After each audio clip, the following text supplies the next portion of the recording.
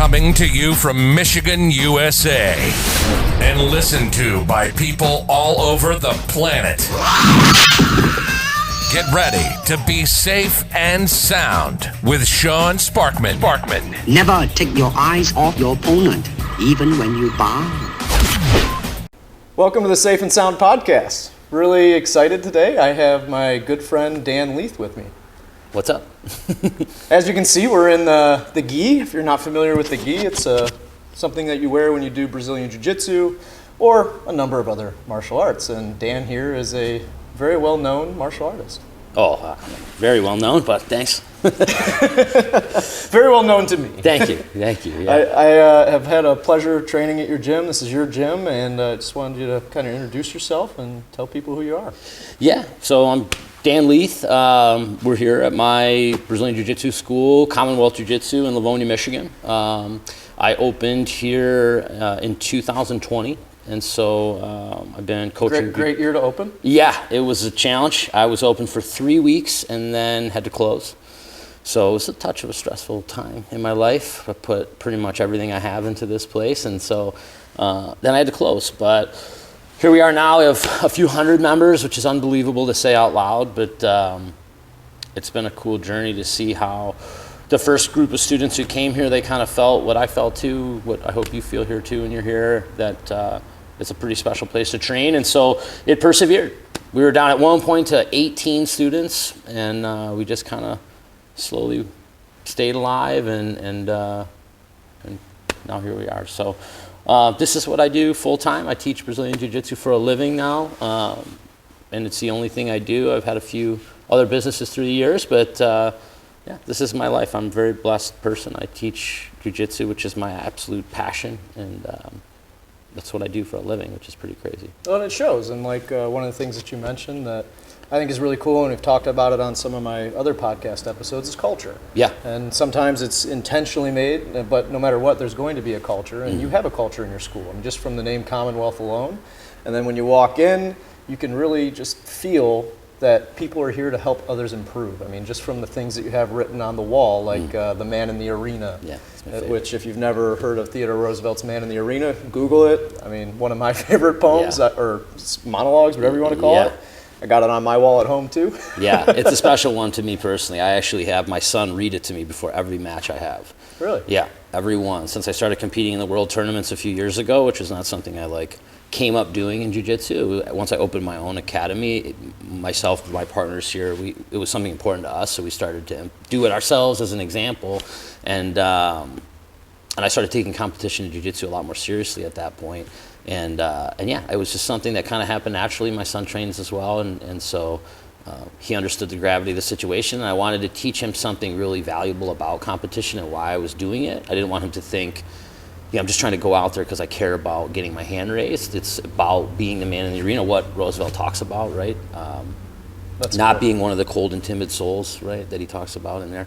And so my son Liam, he reads it to me every time, and he knows it pretty much by heart by now, And it's awesome. Cool. It's a special thing for me. So. Yeah, I've been reading it to my 4-year-old. Yeah. It's a bit much for a 4-year-old, but I'm like, hey, and I try and break it down, and he makes it, I don't know, a couple sentences in before he's like, all right, I gotta go over here. Yeah, my son was like that too, I think, honestly, once I started competing against some much tougher competition as I had some success, he saw me take some really tough losses in the conduct of what I did. My son hates losing, and I do too. I think most people don't enjoy it. But what I wanted him to learn about was how I conduct myself in loss and what I do with that, and that's what Roosevelt talks about. So even though you're reading it to a 4-year-old, which I did too with my son when he was that age, and I knew he wasn't really grasping the concepts. As he grew, now he's 10.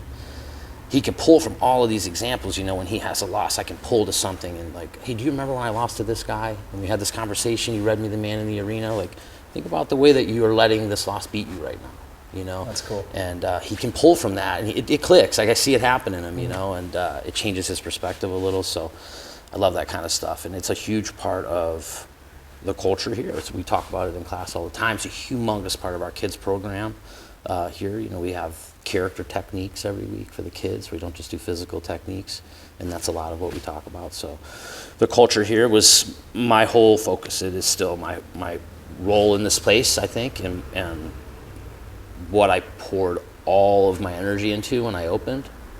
Something Justin and I, Justin, one of our partners here in the gym, when we were building this place actually used to be a mattress warehouse. Oh, really? Yeah. And I didn't know that. Yeah, it was falling apart. And when I bought the building with my former partner, who he and I have since gone separate ways, but everyone was like, what? I mean, including just everybody was like, you are out of your mind. This place is a piece of shit, and it was. But I remember Justin and I being here, I mean, every single day doing the demo, doing the construction. And it was like the middle of winter. We had the back wall blown out of here. So the wind and snow, everything's like whipping in. And we had to like cut a bunch of the floor out for the showers. And so we had like a big sauce freezing. Little did I know this is not the time of year you're supposed to do this. I was just like, we have to get open, And I just remember very clearly, and Justin and I talk about it all the time, like the conversation about the culture here. It's like when we started talking about it. And ever since then, it became like the sole focus. Like, we're going to have great jiu-jitsu here, that's implied. But what will separate us? What will be the reason that people are so grateful to come here? And I think that's what it is. It's the culture. So, for people that are listening that have no idea who you are, what the culture is, what is the culture here? The culture here is, I guess if I was going to put it really simply, when you come here and you practice Brazilian Jiu Jitsu, what you're gaining from coming here isn't just learning a martial art. What you're gaining is a community of people who have genuine concern for you and who you are. So when you come through the door, what you'll find here is people who really are asking, how are you? They're not like, hey, what's up? And they just kind of go about their business. They're very focused on who you are and how you are doing, what you need, how they can help you, what skill sets they have that can make your life easier. And it's my favorite part about being kind of the head of this place is that I get to sit and just be an observer of it. Me and the other owners, the other higher belts here, we try to set that example and start it. And that's largely what Justin and I talked about. It's like committing our life to our students and creating a real culture of that, where you understand that the people here it's not lip service. Our actions will always show you we mean what we're trying to say. And I think actions are what separates fighters from martial artists in some respects. So that's something that we talk to the kids a lot about. And it's like one of the goals we give to the kids is to come in here and talk to us about how they've helped other people throughout their week when they're here in training. But we do it with the adults or actions, and you see it just kind of happen naturally. Like this is just what jiu-jitsu is. People don't, if you've never trained anywhere else and you come here, like you just think this is what jiu-jitsu is. Yeah. I've been very blessed to train all over the world, but that's not what my experience at every academy has been. And I thought, my own experience throughout the years of training, I know when my training partner's off or they're having a bad day. We train together all the time. Like I can tell if you're having a rough day, or I'm sure you can tell if I'm like kind of off my game or my mind's somewhere else. And it's easy to just kind of like let that go by. But why? That's not like you can easily just have that conversation. And I learned this from my lieutenant colonel when I taught in the Marine Corps that genuine concern is what separates a warrior from everyone else, from a thug, from a fighter. He used to use the term ethical warrior, which I love. But that was kind of the difference, is that you have genuine concern for other people. It's not just... And caring is not a weakness. No. Sometimes people, I think that. Yes. I'm not one of them, but I know, and like, I was actually funny. I was watching a show last night, Suits. I don't know if you've ever seen it. No.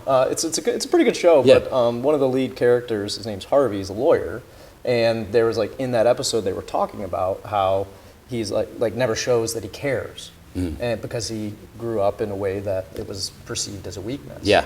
So it's interesting that you say that, because I think, and I know you agree, obviously, that the power of our emotions allows us to be strong. Yeah. Yeah, and understanding what to do with your emotions. I mean, there's so many cool things that martial arts, this as a lifelong martial artist as well. It teaches you so much. I think the people that maybe struggle with that misunderstanding about caring and feeling that that's a weakness, or people who haven't spent a lot of time with their ego, you know. I mean, in jiu-jitsu, you don't really have that luxury. Your ego can lie to you as much as you want, but when you come on the mat, it doesn't, you know. The higher your belt, and when we say higher, we're talking about there's a structure of colors in the belts, white, blue, purple, brown, black. And so as you go up, you know, the population of those people gets a lot smaller. Yeah. Which we're already part of, you know, like the 1% of people that do this in the first place. But then like you get to Dan's level where he's almost a Brazilian Jiu Jitsu black belt, which takes anywhere a lot of times from 10 to 20 years. Yeah. Sometimes a little shorter depending on what you're doing. But the point I'm making is that the farther you get along the belt system, the more you have to lose. Oh yeah. So like the funniest part is like the biggest black belt out there, the highest ranking black belt out there, has probably lost more than anybody else has. And they're sweethearts, you know. That's the cool part I love about doing this. As long as I've done it now, is like I have very lucky, wealthy in relationships in my life, and I have a lot of great friends that don't practice martial arts. And they see some of the people that I train with over the years, and they're like, man, that guy's terrifying. Like, actually, if you met him, he's like the nicest human being you'll ever spend time with. He has no ego of any kind. He's not trying to prove himself, because he's already proven himself to himself over and over and over and over and over and over. So just kept showing up. He just kept showing up. Even when it wasn't fun. Yes, and just proved him. You know, that's what I love about this. I talk to the kids about all the time. Like, you have a unique opportunity to just live up to your own expectations all the time, you know, set a high bar and then prove to yourself you can do it. You can, you know, jiu-jitsu is like a little analogy for life in so many ways, you know, so I love that part about it. And it helped me with that in my own life. When I was a young man, I struggled with ego and like everyone else, you know. I mean, I was a young fighter, I was a young Marine, I had an ego a mile high, and the more I got into this and pursued it, the more I realized how much that hurts me. It doesn't help me improve, you know, and having a little chip on my shoulder when I was young probably helped me get to this place, to be honest, you know. I mean, I don't think I would have taken as many risks without that. And it took me a lot of risk to get here to this place where I am now in my life. So it took a little ego to do that, to think like, I can do this, you know. Well, speaking of that, let's go backwards. Like, how did you end up becoming a Brazilian Jiu Jitsu artist in the first place?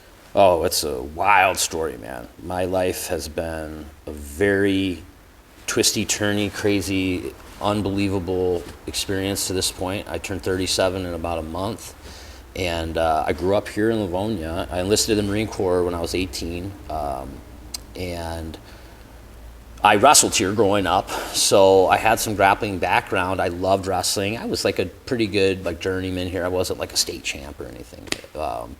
Didn't even qualify for the state tournament, so I just loved it, you know, and pursued it a lot. But when I joined the Marines, went to basic training. Through all this stuff, I became an infantryman and found out in basic training, the Marine Corps, they have their own martial arts system that, like, they have 5 belt ranks, just like Brazilian Jiu Jitsu does. And it was like my favorite part of basic training, even though it was like really horrible, like, you know, there's like hundreds of us, and like jab, like it's not that effective, but I just loved it.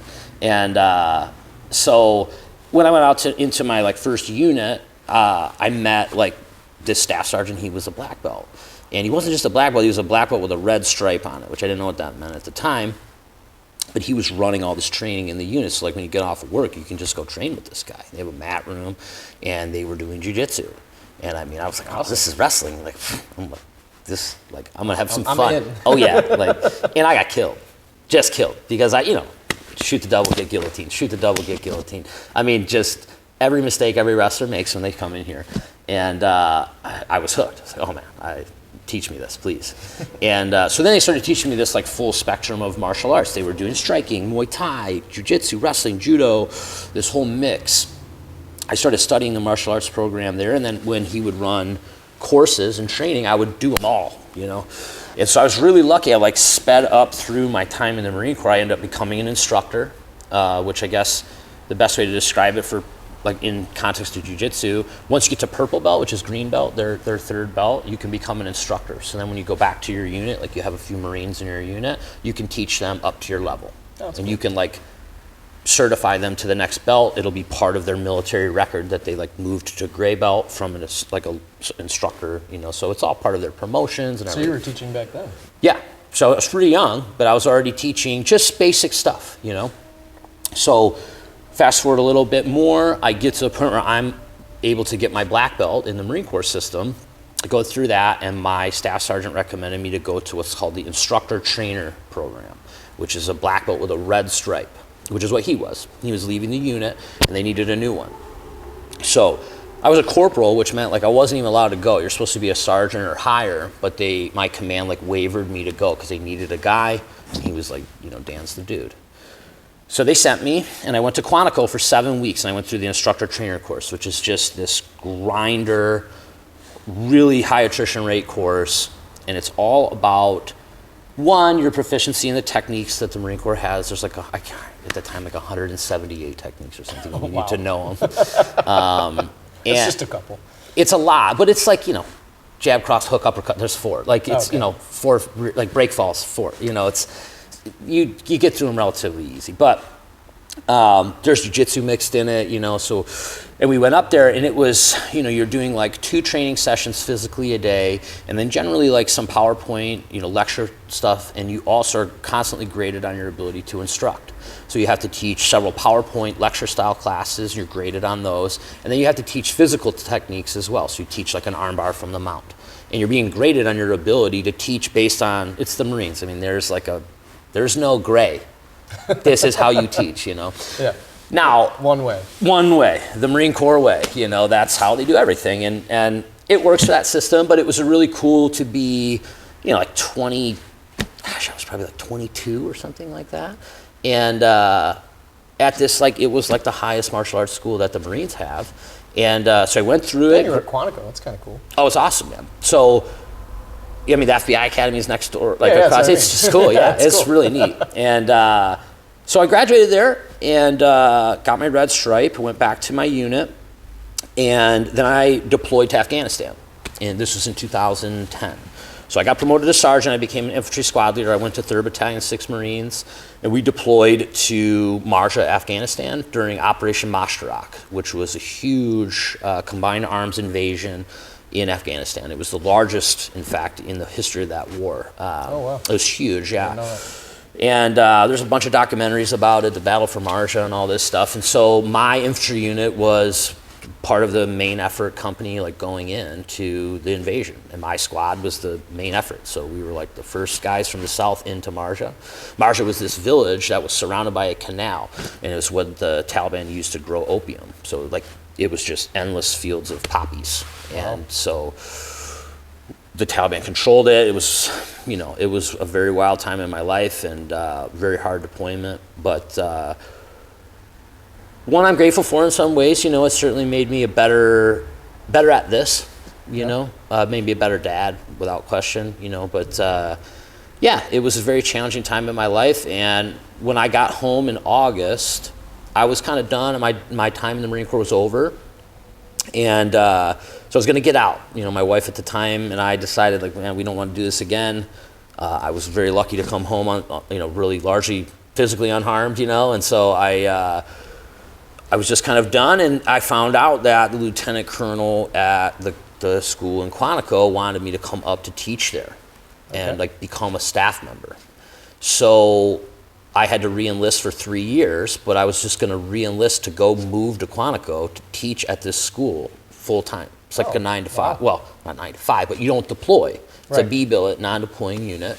You live in Quantico. So I talked to my wife. It's like, we have to do this. This is unbelievable. I'm going to teach martial arts for a living. Like, it's a dream, And she agreed. And so we moved to Fredericksburg, Virginia, bought a house there. It was our first house. And that's what I did. 3 years just teaching martial arts for the Marine Corps. And it was a dream job. I mean, we had 3 courses a year, 7 weeks, where students would come in, and I would have a squad of students that I was totally responsible for to make it, get them to the end. They have to accomplish all this stuff. It's your job to make sure they do it. You got to make them the sharpest version you can. And the other people, like the staff and everybody there, are going to try to crush them. That's the Marine Corps. Yep. Yeah. Tons of sparring time. Is that how you teach Brazilian Jiu Jitsu now? Very, very different. Very different.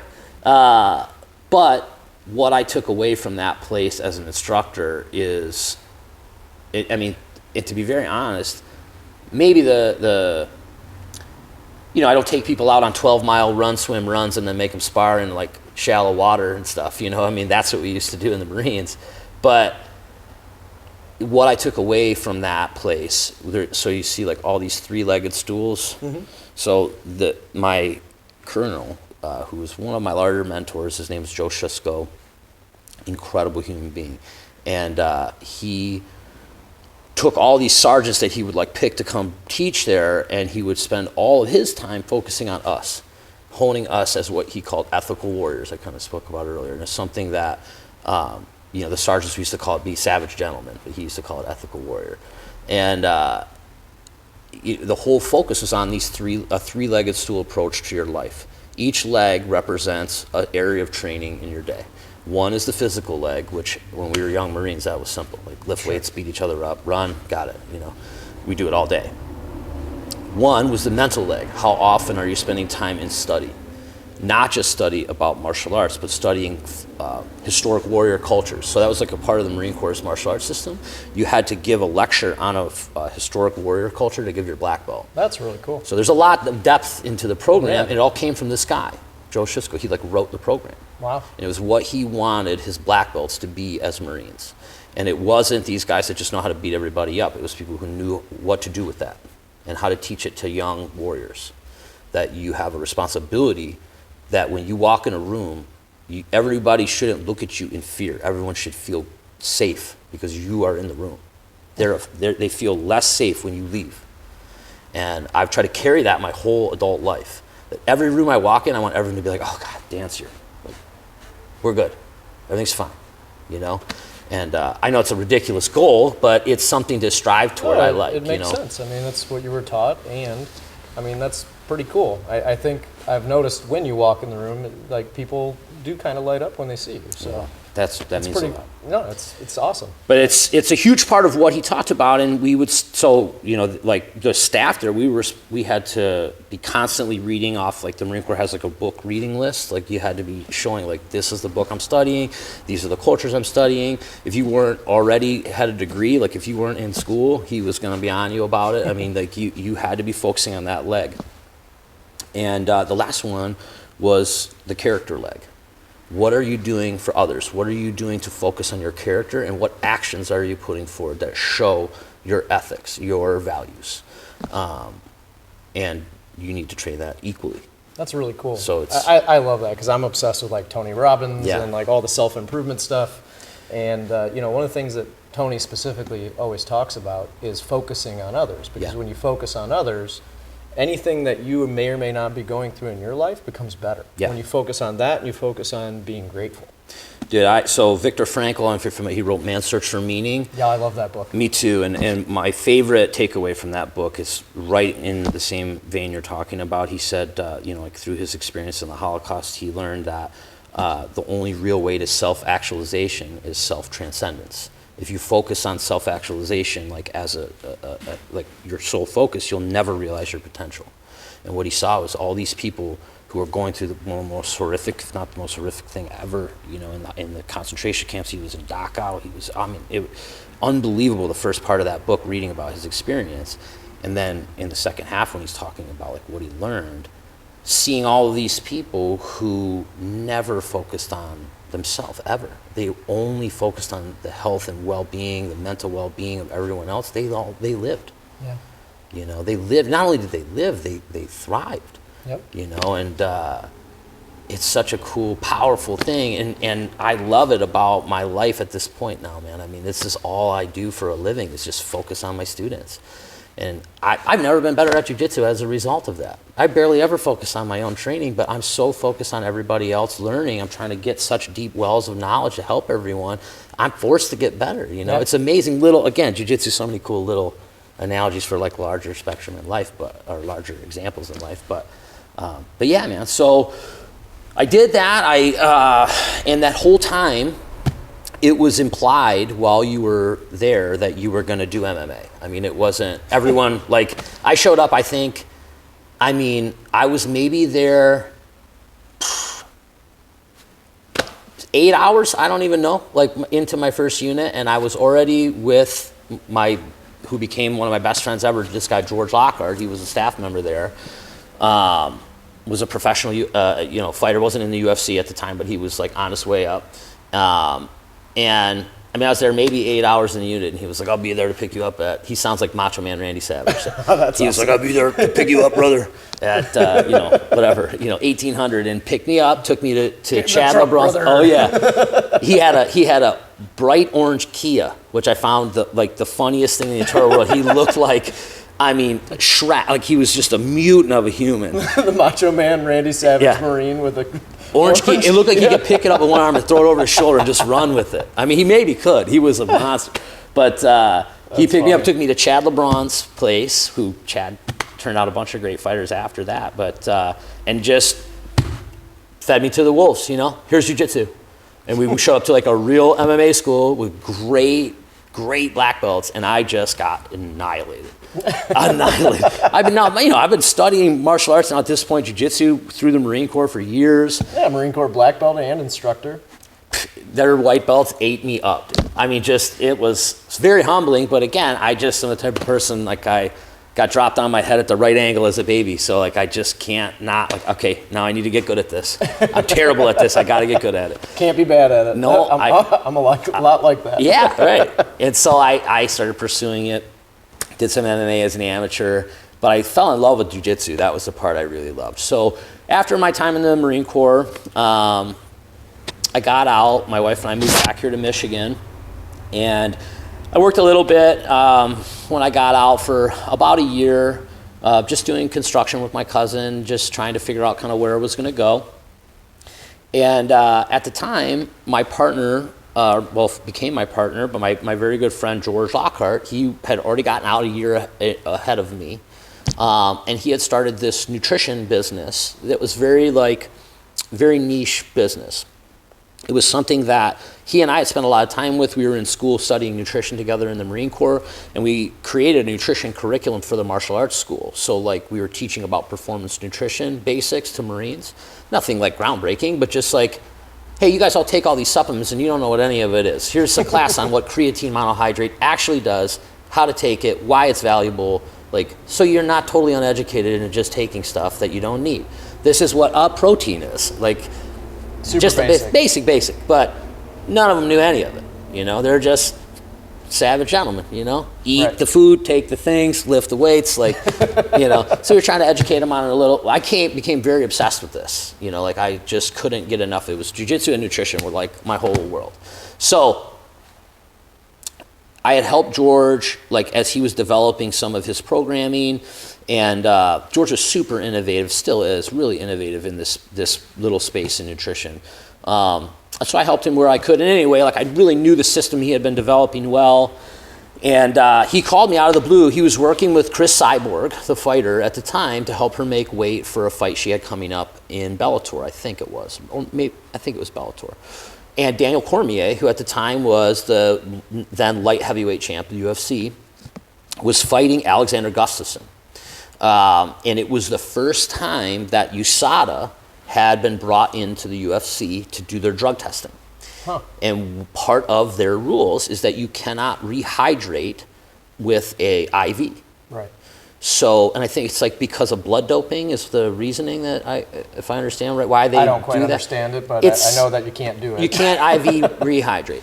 And maybe it's just to discourage drastic weight cutting. I don't know. But they couldn't do it. I think that was part of it because Probably. People were injuring themselves with the drastic weight cut. Yes. And so that was a huge reason why this company became very successful, was because guys just had no clue how to do any weight manipulation to make a weight class and come back up to their actual healthy weight and go compete. And so Daniel Cormier called George and said, I have this title fight for the UFC coming up. I want to hire someone for 8 weeks to live with me and just help me make sure I'm on weight and I come down in a healthy way.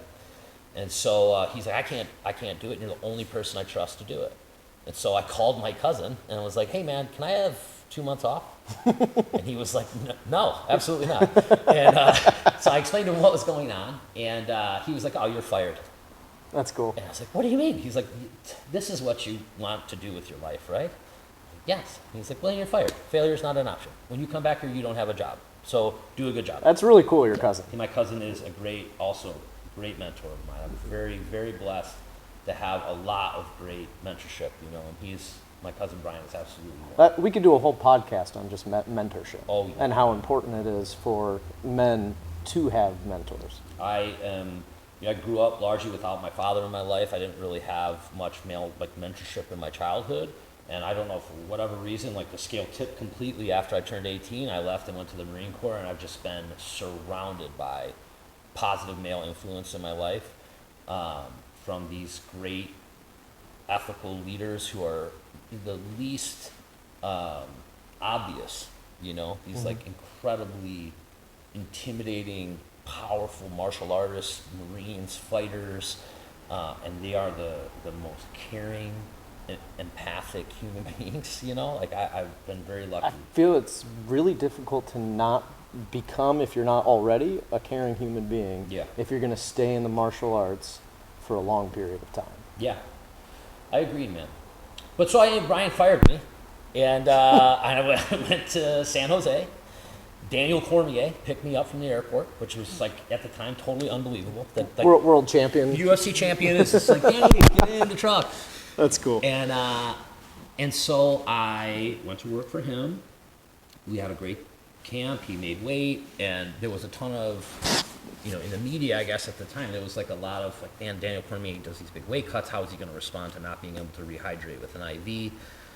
And you can go watch the fight. He went out there in the first minute, he cartwheeled Alexander Gustafsson upside down and at a single leg off the cage, really famous throw.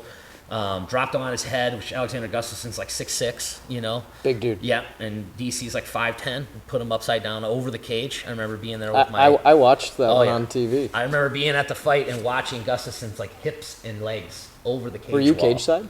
We were a few rows back, yeah, but I remember my wife at the time and I were sitting back and we were both oh my gosh, just watching his whole body go over the fence.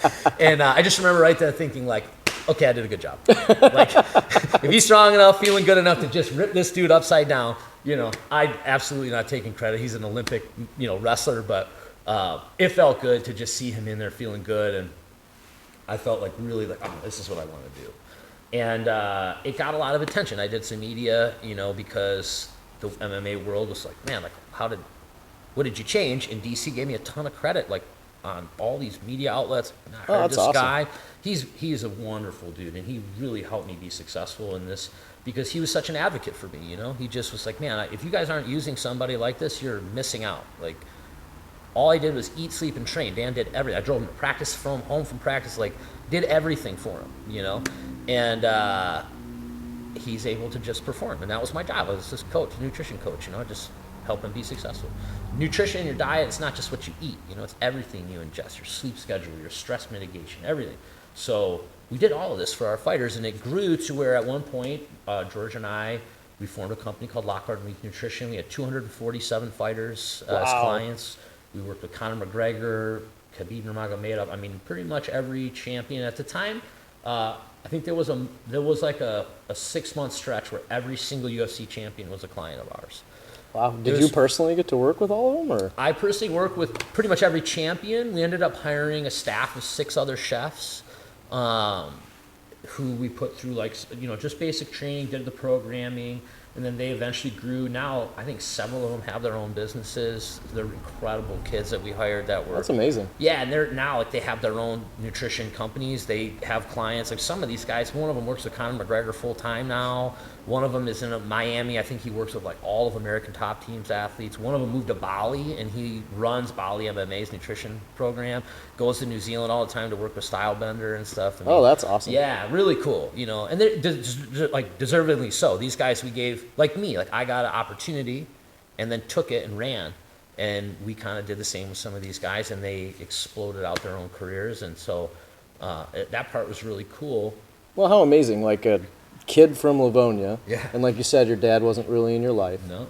And you went through the Marine Corps, deployed to Afghanistan, and I know you told me a personal story about when you were on the news, right? And you had to throw somebody down. Oh well, yeah. There was a few times. No, I don't know if I had to throw anybody down. The few times, I think the story I was telling you about was when I was getting interviewed in a news. It was a French news crew. Yeah, they had the NATO news team, and we started getting shot at, Well, I started getting shot at, and so everybody like kind of got down, and but my mom saw this like news article or like news footage of me like basically like pull the news lady down and like lay down. Yeah, that was what I was referring to. Yeah, and then like we start getting shot at, but it's just like 1 or 2 pop shots. And so, yeah, it's like when I finally realized, like, oh, they're just shooting at me because the lady's interviewing me. So the guy was just like, well, that's the guy to shoot, you know? And so I'm standing up with, like, this lady being interviewed like an idiot, and, you know, sure enough, I got shot. In a war zone. But, like, you did all that, and I'm just trying to put this into context and perspective, because sometimes we don't necessarily think about our lives in a linear path. I know you kind of do, because you're very introspective, but you go through all this stuff, and you know the jarhead, you know, like everybody has this mentality, you know, about Marines. Like, you know, like my buddy who was a Marine, he's like, oh, they pull your brain out and put it on a shelf, and then they give it back to you when you're done. That's pretty true. I mean, to some extent, I don't know. Depends what you do, you know, with it. That was my experience. But then you discover martial arts, and then all of a sudden you take an opportunity or get fired, and you're working with world champions. Yeah, and it's what largely led me here. I mean, to your original question of like how I got to this place now. I did that for years. I went to Ireland and trained with Connor and did jiu-jitsu with their coaches. I went to San Jose to American Kickboxing Academy, and I ended up working with pretty much every champion. At one point they had Khabib, Daniel Cormier, Luke Rockhold, Cain Velasquez, Josh Thompson. I mean, the list is unbelievable. That team at the time was like the winningest team in MMA, and I pretty much just lived there. Because I'd go from like one fight camp to the next. Luke would have a fight, and then his camp would end, and like Cain would be going into another camp. So I would just like fly back from Vegas with Luke, and then just go live at Cain's. Just move around. And so I barely ever was here. I was just traveling with fighters, but the whole time I was like watching them train with the best martial artists in the world, and just was at every practice. And a lot of the time I was allowed to train. You know, I was food, you know, right. It just maul me. But I was learning and listening and practicing and improving. I mean, grappling with Khabib Nurmagomedov, it's like, you learn what pressure feels like. I can imagine. His cousins would come down from Dagestan and I was like a pong ball, just like, just rip you around like an infant, you know, and wonderful guys. I got to live with Khabib and his cousins in Florida for 2 weeks. This explains why I feel like a pong ball when I'm with you. It was just that whole time in my life, it was such a whirlwind. I didn't really have time to sit back and look at it all until I became a jiu-jitsu coach now. And when people ask me questions in class, or, you know, I'm trying to build classes out, like the pool of knowledge I'm lucky enough to pull from all this experience from teaching in the Marines, learning from Marines. I got to go all over the world at Quantico too. Like, we train with all these foreign NATO allied forces. So like, wow. We would train with the Israeli Krav guys. They would come down. I went to Scotland for a month and trained with the British guys out there. Wow, like, that's super cool. So you're cross-training ideas. And then I did all of this traveling with UFC fighters until 2018. I got a phone call from Luke Rockhold, and he's like, hey, I'm seeing this girl. She's a famous singer, and she has a nutritionist she doesn't really care for, and I told her about you, and she just wants to talk to you. So I was like, okay, sure, of course, you know. And so she's like, her name's Demi Lovato, and you know, I knew who that was, but not to the extent of who Demi was. Like, right. I listened to a little bit different genre of music and stuff, so I wasn't super familiar with how big of a deal that was, that she was like one of the most famous humans on the planet. And so I was like, yeah, give her my number, man. And the funny part was, my wife at the time just give my number to Demi Lovato. Yeah, I didn't know, you know, I really like, and my wife is sitting next to me, and Luke was on speakerphone in our car, and her eyes are like, you know, like, do you know who that is? Like, no. And so she starts pulling up stuff on her phone, and she's like, this is who you're talking to on the phone in a minute, you know? And then the phone rang, and it was Demi Lovato. Wow. And we talked for a second. We hit it off. She's super fun kid. You know, I'm like 10 years older than her, you know? And so I'm talking to this like little girl on the phone, you know, she's super nice and funny, talks shit, you know, like kind of funny. Like, yeah. And I went out there. So I was just going to work with her for 3 weeks to help her just kind of get in shape for the Grammys. She had to wear this like very like revealing dress, and she wanted to be in great shape. And so we go train. I go lift with her. She does jiu-jitsu as well. So we would do Oh, really? jiu-jitsu. That's yeah. awesome. She's a purple belt. Really? Yeah. Cool. Yep. And I was at her blue belt promotion. She got a blue belt from Tarsus Humphreys. It was sweet. I got to roll with him. It was wonderful. She exposed me to so much great jiu-jitsu. I got to train privately with Higan Machado like every week. It was unreal. That's amazing. She connected me to so many great people within the world of jiu-jitsu. But anyway, so I went out there. I lived with her for 3 weeks. I helped her train. I cooked all her food. She got in good shape, and did the Grammys. And I left and I went to go work with Cain Velasquez for, I think it was like UFC 200. He was going to fight Travis Brown. Okay. And I was staying at Cain's and I got a phone call from Demi's people. She has lots of people, and they were like, "Yeah, man, Demi just wants to hire you full time." Wow. And I was like, live there full time? And they're like, "Yeah, kind of whatever you want, man. Just we want you out here." And so they moved my family from Livonia to Hollywood. We lived in the valley in Sherman Oaks. Yeah, we rented a house in Sherman Oaks in a beautiful part of Los Angeles. And I went to work for Demi Lovato. And so I became her full-time private chef, nutrition coach, and traveled the world with her, flew around on her plane, toured on her tour bus with her. I was cooking food That's for her. wild. It was, she took me all over the world. She took me to Africa, Bora Bora, Fiji. It was an unbelievable time in my life, man. And Demi was so cool. I really loved working for her. But it consumed my life, man. Sure. I never was home. And I was watching my son kind of grow up on Facebook and photos from my, I still have him on my phone, but I just have every voicemail of him calling me, and I couldn't answer the phone because I'm at a concert or in the air or whatever, Right. And I just hit a point where it was time to renew my contract. I was in New York with Demi, and I just called her to her room and was like, "Can I talk? I can't renew my contract." She knew my son really well. She spoiled my son. She took my son to Disney and got us a private guide to just go under Disney onto the front of every ride. Oh, that's cool. Yeah, my son had no concept of what waiting in line Well, was. sure. Yeah, I had to explain, do you see everyone in line?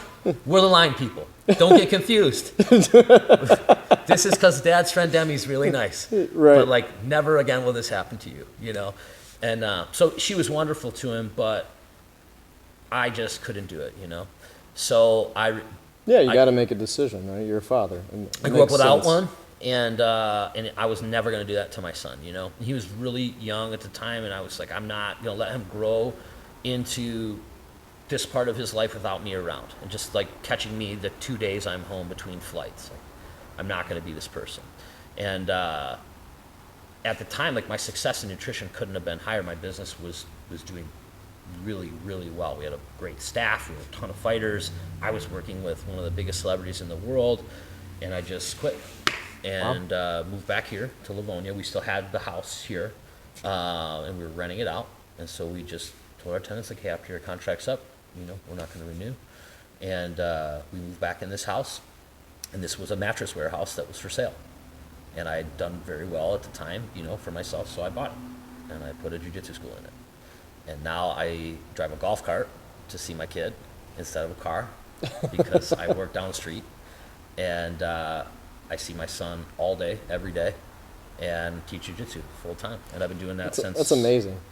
It's really cool that you made that decision. Because there's a lot of people that might not do that. Yeah, I worked with and saw a lot of those people, especially once I moved to LA and I saw the level of success that you could really reach. Mm-hmm. It was an impossible level of wealth I didn't know existed. And especially because I grew up here in Livonia, I didn't understand what Hollywood money is like. Sure. It is. Those people live a whole different universe than everyone else. And to just see it and live that every day, just working for them, it was incredible to see. It's impossible not to be driven to be successful, I guess, when you're there. Yeah. But when you start to actually have some time alone, and I had a lot of time alone in hotel rooms to just sit and be lonely, you realize there's different kinds of wealth. Yeah. And I want wealth in relationships. And I have that now. In a very short time, I've been so lucky through this jiu-jitsu school to really focus on the wealth that matters to me, because I had more money at the time than I ever expected to make in my life. I was in my early 30s and was like on a trajectory to make millions and millions of dollars. And I was totally miserable. And I looked around me, and, you know, it's no disrespect to any of those people, but like I was around a lot of possibly wealthy people. And the one thing I noticed is like every one of them was on antidepressants. Yeah. Every one of them. And he would talk about it openly to me. And I just couldn't wrap my mind around, like, you have an airplane. Right. And you're this depressed and you medicate yourself. Wow. Why is that? You know? And I just didn't want to become one of these people. I felt myself like just alone, depressed in these like impossible hotel rooms, like, and just realized like this means nothing. This doesn't do anything for me. If I'm not sharing this with people that I love and care about, then what is it, like, for what? And so now I make a tenth of that, you know, whatever. Like, I have everything yeah, you're familiar with who Brian Callen is, the comedian? He's a podcaster. Oh, yeah. He said, I heard him say just randomly on a podcast one day that the only amount of money he ever really cares to make is enough so that he doesn't ever have to think about his bills, and he has enough money to pick up the bar tab anytime he's out with his friends without worrying about it. That's Anything cool. else other than that's bullshit. Yeah. And I was like, oh my God, yes, yep. Enough to enable whatever the lifestyle is that you want to live. Yeah. So you made a choice on the lifestyle that you wanted, and you did it. And I kind of do the same thing in my business as well. Yeah. Like, just because, you know, I'm in the financial planning Yeah. world, and in the financial planning world, you can, you know, make a big business out of it if you really want to. You bring other people on, mentor them, and grow the business, and et cetera. But I kind of have the same deal. Like, everything I do is about relationship. Like, whether it's with my family or my friends or, you know, you and, you know, all the people here or my clients. Like, I want to have good relationships, and I've turned down business because it's just not a good fit. Yeah. And I think I'm not going to ever change that, because I'm at a point where, you know, between the clients that I have and the people like you in my life and my family, that it's like kind of the same thing, where I have everything wealth-wise that I could ever want, which is people. Yes. And that gratitude, like, you know, being obsessed with like the Tony Robbins stuff and like the connection, because I think connection with people is what everybody craves. I couldn't agree more, man. And I think COVID, that whole time, brought that more to the light than any other time. And I hope that we don't lose what we saw in that time of being not permanently, but purposely separated, right?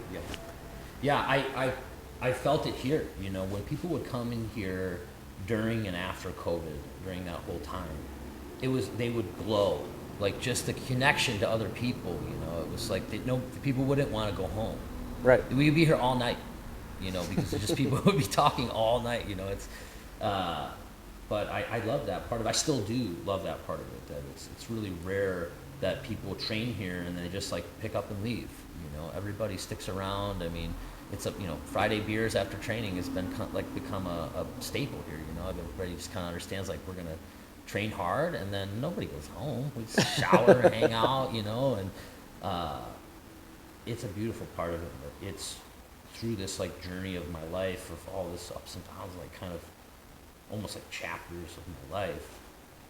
What I found is, like, now that I'm here and I do this for a living with people that I love, like the coaches that I do this with, my partners here, my training partners, like, it's unbelievable to see like how all of these little things in my life have like brought me to this place to be able to create a culture for people here that I'm really, really proud of. And it was like all the lessons and examples, seeing really wealthy people who were really upset, really, really happy people who had very little, like everywhere in between that, through my time deploying to Afghanistan, to like a fourth world country, to like staying at the Nobu Villa in Caesar's Palace on, you know, it's the most expensive hotel room in the entire world. That's amazing. And like I've slept in the dirt in Afghanistan, and I've slept in a bed in the Nobu Villa.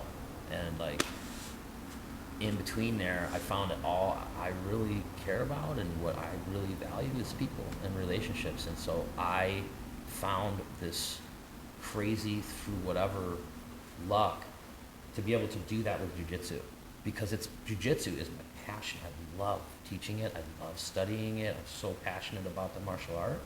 But what it gives me is wealth in people, because I just pour all my time into giving it to people, and I'm not forcing any part of that. It's totally natural to me to be like, wait a second, you want to learn this too? Come over here, please. Like, I will give you all my time. And people reciprocate, right? Like, anytime I'm down, anytime I need something, obviously you know, but to your listeners maybe that don't, our friend here, Justin, lost his son recently, and his 1-year-old son passed away. And to see what the community did here, I mean, there were more, not that it's any sort of competition, it just meant the world to me to be at the funeral and see, like, I mean, everyone at the funeral was from our jiu-jitsu school. Yeah. And they did. I was amazed by that, by the way. So just for some context, I haven't actually been with Dan at Commonwealth for a very long time. It's been maybe 6 months, 7 months. Yeah. And I've trained all over. I've been training since 2010. And there's only 2 places that I've walked in and I've really felt like I'm at home. And that was my karate school with my instructor there, who was one of my best friends. His son and my son were born on the same day. Yeah, that's incredible. Which is crazy, within a half hour of each other, but he beat us. And then here. Yeah. And I absolutely love it here, but one of the coolest things that I've ever seen was going to that funeral and seeing the people, and that was amazing. Yeah, the outpouring of support, and that, I mean, it's what the culture is all about, but it's something that we talked about so much after the funerals. Justin even mentioned the same thing. It's something that we talk about a lot. It's just feeling the wealth in people, the outpouring of love, and it's so hard to convey to somebody when they come in here, you know, like they've never done jiu-jitsu or any martial art. And we talk about it all the time when people come in, and it almost makes us seem like weirdo, like, this is going to change your life, I promise. Like, just please try it. I know it's hard to explain that teaching you how to strangle somebody is going to make you feel loved. And, but like... It's a death hug. It's a death hug. It's so hard to explain that to somebody, that this will change your life. You are going to walk into a place where if you give your time to other people, they're going to reciprocate, tenfold. And, we've had some tragedies within the gym, and to see the way that people put action to those words, man, it's just, we had another student here 2 years back, they lost their 18-month-old son, and the gym paid, not the gym, but like the students of the gym paid for the funeral. Wow. We just, let's just do this together. Everyone agree? Yes. Okay. That's awesome. Yeah. And, it was just, Justin, set that all up, and then that tragedy fell on Justin's family, which, the irony of that is just, the coincidence of it, whatever. It was unreal. Justin, spearheaded helping this family who lost a kid, and then it happened to him, and you saw how the community here pooled to help Justin. It just... Well, when you give it away, whatever it is, it comes back tenfold. Man. Right? And I got to watch it happen in here, just with that example, but I watched it over and over with other things in people's lives. They lose jobs, their relationships fail, or they move on in their marriages or whatever, and just they come here so down, and it picks them up. I hear this all the time. I don't know if you've ever seen it before. It's a very famous jiu-jitsu, I'm sure it's shared all over social media. I used to see it on my social media all the time, but it's this 4-square cartoon about jiu-jitsu, and it's this business guy with his briefcase. And he's just walking, and it's all these balloons of his thoughts in his mind, and it's just all this stressful stuff, taxes, bills, Right. all this. And then he walks in, and his jiu-jitsu black belt's like, "Hey, what's up, man?" And he's like, "Hey," looks all pissed and upset. Then the next scene, the next block down, is him in his gi just getting murdered by his black belt's kicking his butt, right? And it's all these other thought bubbles "Oh, block the choke, get framed, get the hip out," all of these other thoughts. And then the next block is exactly the same one as the first one, except his mind is totally clear, and he's smiling. That makes sense. I tell people all the time, one of my favorite things about martial arts, and this is whether it's jiu-jitsu or boxing or karate or MMA, whatever it may be, you have to be present. Yes. You can't not be present. Yes. You have to be 100% present, and I have yet to find it, because I've done tons of sports and everything. Yeah. There's very few things where you are forced to be 100% there. Yeah. In life, in general, right? Mm-hmm. There is not a lot of things where you have to be totally, totally present, and I think It is one of the best meditations I've ever found, to just be that present, and also look at how much when you are present, it helps you in your training, and then try to build that out into your own life. I mean, that's like the number one thing I try to teach about in the kids program, is all of these things that you find success in here on the mat, you can extrapolate out. Like you can look at places at school, at home, with your friends, with your, some of the kids are teenagers and stuff, with your relationships, boyfriend, girlfriend stuff, like all that kind of thing. How can you apply all the lessons here out into those places? Be present with other people, other relationships. I think that's one of the most powerful things, is once you can like realize, oh, I'm present, and then take that and move it into other parts of your life. Huge. And I mean, the connection to people that you build because of that is amazing, because you're not, on your phone or doing, whatever else it may be. Yeah, and you see that too in the relationships people build here too, right? Because all that after mat training, like you're still present. So if somebody's having a bad day, and I'm like, hey, dude, like, kind of felt off today. What's up?